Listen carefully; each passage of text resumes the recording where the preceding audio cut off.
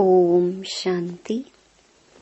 22 जनवरी 2021। बाबा के महावाक्य। मीठे बच्चे, तुम बाप के पास आए हो रिफ्रेश होने। बाप और वर्षे को याद करो तो सदा रिफ्रेश रहेंगे। प्रश्न: समझदार बच्चों की मुख्य निशानी क्या होगी?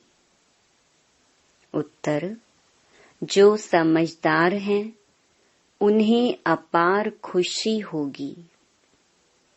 अगर खुशी नहीं तो बुद्धू हैं।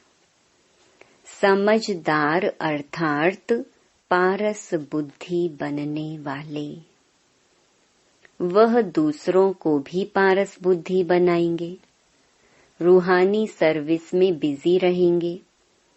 बाप का परिचय देने बिगर रह नहीं सकेंगे। ओम शांति। बाप बैठ समझाते हैं। यह दादा भी समझते हैं, क्योंकि बाप बैठ दादा द्वारा समझाते हैं। तुम जैसे समझते हो वैसे दादा भी समझते हैं।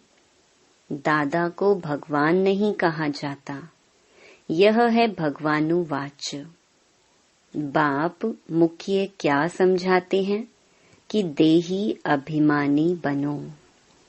यह क्यों कहते हैं? क्योंकि अपने को आत्मा समझने से हम पतित पावन परम पिता परमात्मा से पावन बनने वाले हैं। यह बुद्धि में ज्ञान है। सबको समझाना है, पुकारते भी हैं कि हम पतित हैं। नई दुनिया पावन जरूर ही होगी। नई दुनिया बनाने वाला, स्थापन करने वाला बाप है। उनको ही पतित पावन बाबा कह बुलाते हैं। पतित पावन साथ में उनको बाप कहते हैं। बाप को आत्माएं बुलाती हैं, शरीर नहीं बुलाएगा। हमारी आत्मा का बाप पारलौकिक है, वही पतित पावन है। यह तो अच्छी रीति याद रहना चाहिए। यह नई दुनिया है या पुरानी दुनिया है, यह समझ तो सकते हैं ना। ऐसे भी बुद्धू हैं जो समझते हैं हमको सुख अपार है, हम तो जैसे स्वर्ग में बैठे हैं। परंतु यह भी समझना चाहिए कि कलयुग को कभी स्वर्ग कह नहीं सकते। नाम ही है कलयुग, पुरानी पतित दुनिया। अंतर है ना। मनुष्यों की बुद्धि में यह भी नहीं बैठता है। बिल्कुल ही जड़जड़ीभूत अवस्था है। बच्चे नहीं पढ़ते हैं तो कहते हैं ना कि तुम तो पत्थर बुद्धि हो। बाबा भी लिखते हैं, तुम्हारे गांव निवासी तो बिल्कुल पत्थर बुद्धि हैं। समझते नहीं हैं क्योंकि दूसरों को समझाते नहीं हैं। खुद पारस बुद्धि बनते हैं तो दूसरों को भी बनाना चाहिए, पुरुषार्थ करना चाहिए। इसमें लज्जा आदि की तो बात ही नहीं। परंतु मनुष्यों की बुद्धि में आधा कल्प उल्टे अक्षर पड़े हैं तो वह भूलते नहीं हैं। कैसे भुलाएं? भुलवाने की ताकत भी तो एक बाप के पास ही है। बाप बिगर यह ज्ञान तो कोई दे नहीं सकते। गोया सब अज्ञानी ठहरे। उनका ज्ञान फिर कहाँ से आए, जब तक ज्ञान सागर बाप आकर ना सुनाए। तमो प्रधान माना ही अज्ञानी दुनिया, सतो प्रधान माना दैवी दुनिया। फर्क तो है ना। देवी देवताएं ही पुनर्जन्म लेते हैं। समय भी फिरता रहता है, बुद्धि भी कमजोर होती जाती है। बुद्धि का योग लगाने से जो ताकत मिले वह फिर खलास हो जाती है। अभी तुमको बाप समझाते हैं तो तुम कितने रिफ्रेश होते हो। तुम रिफ्रेश थे और विश्राम में थे। बाप भी लिखते हैं ना, बच्चों आकर रिफ्रेश भी हो जाओ और विश्राम भी पाओ। रिफ्रेश होने बाद तुम सतयुग में विश्रामपुरी में जाते हो। वहाँ तुमको बहुत विश्राम मिलता है। वहाँ सुख शांति संपत्ति आदि सब कुछ तुमको मिलता है। तो बाबा के पास आते हैं रिफ्रेश होने, विश्राम पाने। रिफ्रेश भी शिव बाबा करते हैं, विश्राम भी बाबा के पास लेते हो। विश्राम माना शांत, थक कर विश्रामी होते हैं ना। कोई कहाँ जाते हैं विश्राम पाने, उसमें तो रिफ्रेशमेंट की बात ही नहीं। यहाँ तुमको बाप रोज समझाते हैं तो तुम यहाँ आकर रिफ्रेश होते हो। याद करने से तुम तमो प्रधान से सतो प्रधान बनते हो। सतो प्रधान बनने के लिए ही तुम यहाँ आते हो। उसके लिए क्या पुरुषार्थ है? मीठे मीठे बच्चे बाप को याद करो। बाप ने सारी शिक्षा तो दी है। यह सृष्टि चक्र कैसे फिरता है, तुमको विश्राम कैसे मिलता है, और कोई भी यह बातें नहीं जानते तो उन्हों को भी समझाना चाहिए, ताकि वह भी तुम जैसा रिफ्रेश हो जाए। अपना फर्ज ही यह है सबको पैगाम देना। अविनाशी रिफ्रेश होना है, अविनाशी विश्राम पाना है। सबको यह पैगाम दो। यही याद दिलाना है कि बाप को और वर्षे को याद करो। है तो बहुत सहज बात। बेहद का बाप स्वर्ग रचते हैं, स्वर्ग का ही वर्षा देते हैं। अभी तुम हो संगम युग पर। माया के श्राप और बाप के वर्षे को तुम जानते हो। जब माया रावण का श्राप मिलता है तो पवित्रता भी खत्म, सुख शांति भी खत्म, तो धन भी खत्म हो जाता है। सुख धाम में विश्राम ही विश्राम है। मनुष्यों को भक्ति कितना थकाती है। जन्म जन्मांतर भक्ति थका देती है, कंगाल कर देती है। यह भी अब तुमको बाप समझाते हैं। नए नए आते हैं तो कितना समझाया जाता है। हरेक बात पर मनुष्य बहुत सोच करते हैं, समझते हैं कहाँ जादू ना हो। अरे तुम कहते हो जादूगर, तो मैं भी कहता हूँ जादूगर हूँ, परंतु जादू कोई वह नहीं है जो भेड़ बकरी आदि बना देंगे।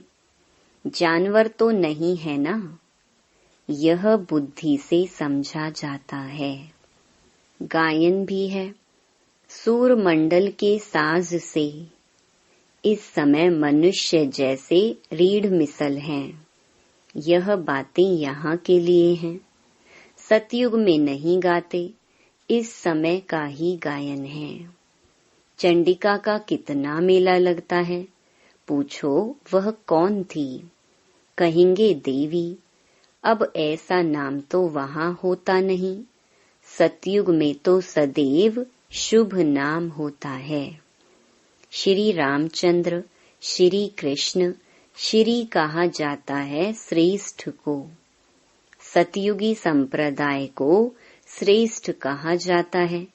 कलयुगी विषयस संप्रदाय को श्रेष्ठ कैसे कहेंगे? श्री माना श्रेष्ठ। अभी के मनुष्य तो श्रेष्ठ है नहीं। गायन भी है, मनुष्य से देवता किए करत न लागी वार। फिर देवता से मनुष्य बनते हैं, क्योंकि 5 विकारों में जाते हैं। रावण राज्य में सब मनुष्य ही मनुष्य हैं। वहाँ हैं देवताएं, उनको डेइटी वर्ल्ड, इसको ह्यूमन वर्ल्ड कहा जाता है। डेइटी वर्ल्ड को दिन कहा जाता है, ह्यूमन वर्ल्ड को रात कहा जाता है। दिन सोझरे को कहा जाता है, रात अज्ञान अंधियारे को कहा जाता है। इस फर्क को तुम जानते हो। तुम समझते हो हम पहले कुछ भी नहीं जानते थे। वह है असुल अविनाशी बाबा, आत्माओं का बाबा। तुम बच्चे जानते हो हम उस बेहद के बाप के बने हैं जो कभी जलते नहीं हैं।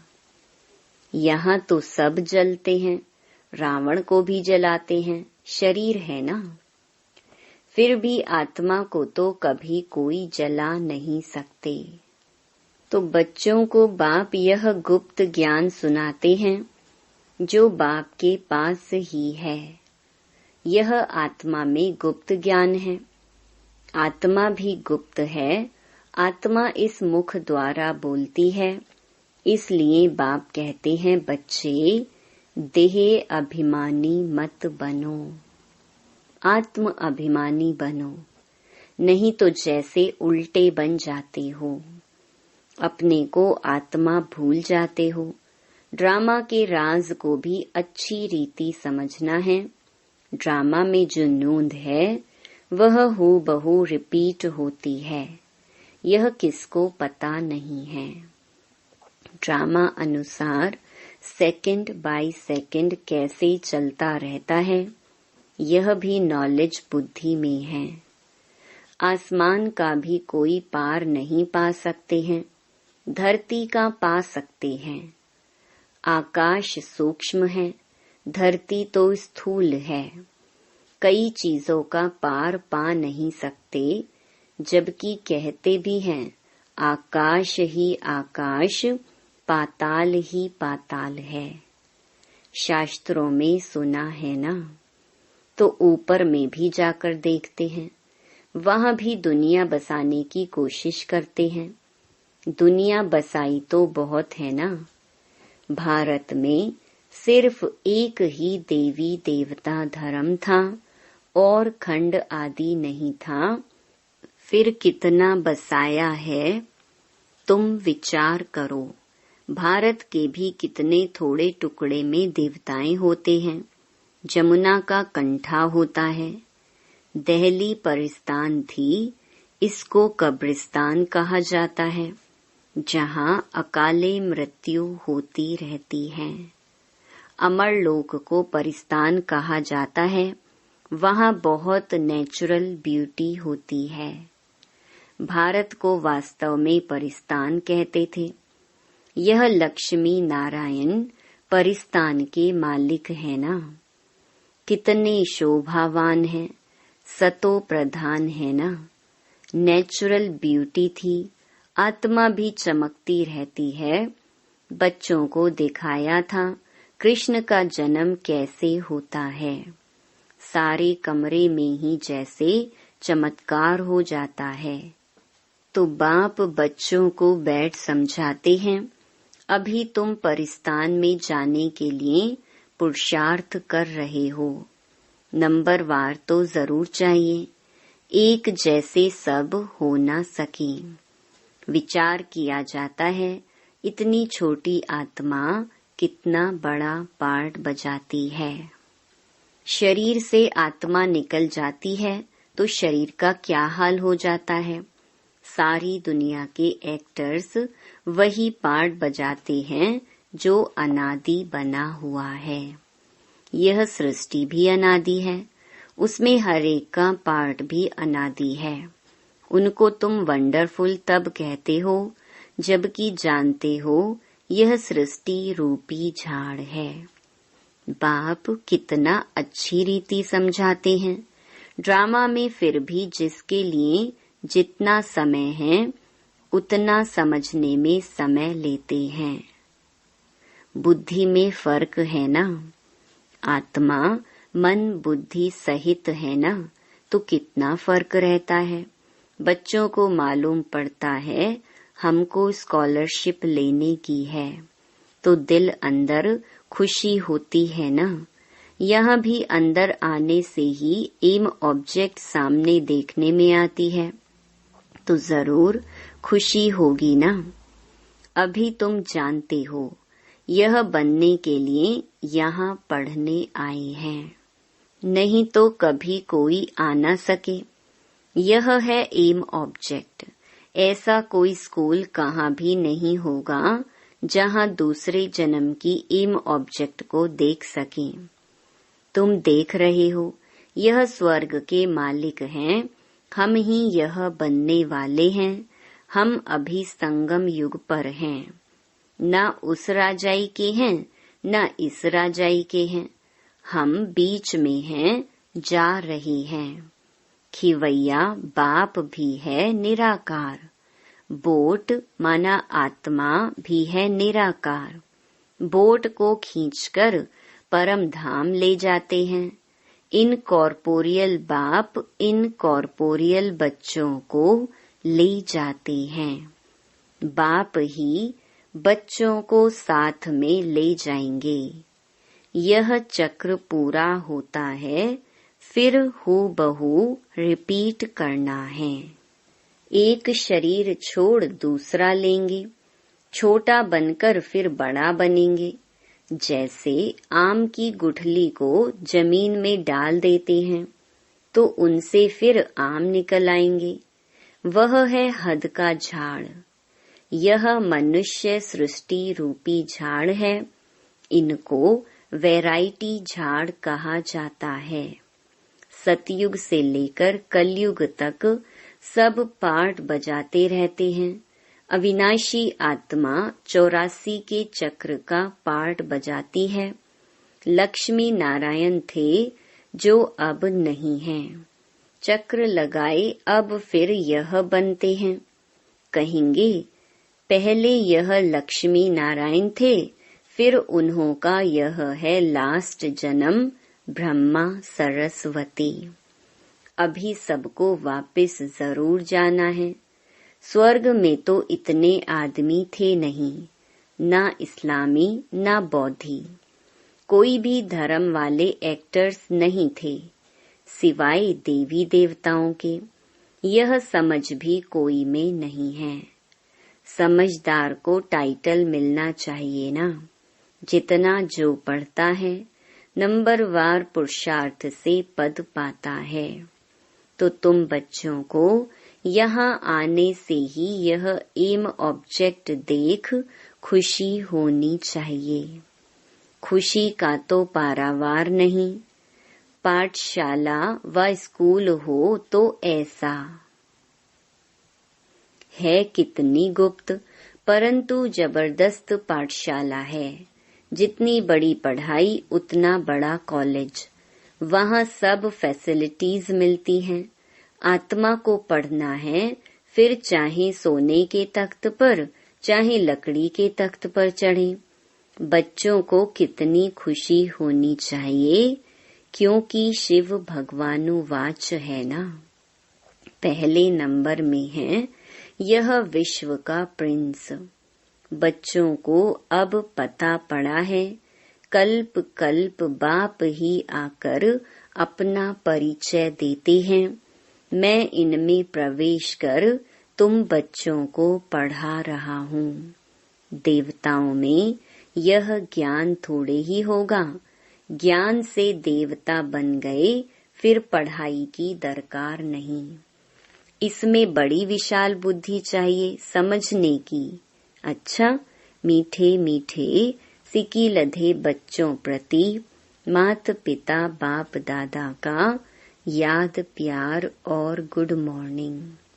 रूहानी बाप की रूहानी बच्चों को नमस्ते। धारणा के लिए मुख्य सार। पहला, इस पतित दुनिया का बुद्धि से संन्यास कर पुरानी देह और देह के संबंधियों को भूल अपनी बुद्धि बाप और स्वर्ग तरफ लगानी है। दूसरा, अविनाशी विश्राम का अनुभव करने के लिए बाप और वर्षे की स्मृति में रहना है। सबको बाप का पैगाम दे रिफ्रेश करना है।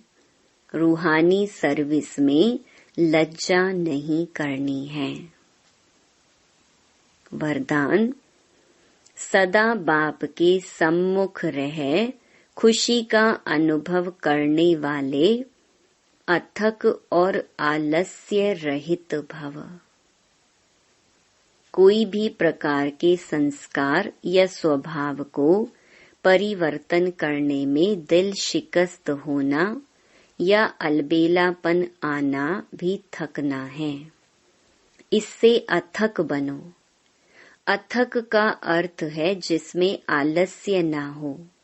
जो बच्चे ऐसे आलस्य रहित हैं, वे सदा बाप के सम्मुख रहते और खुशी का अनुभव करते हैं।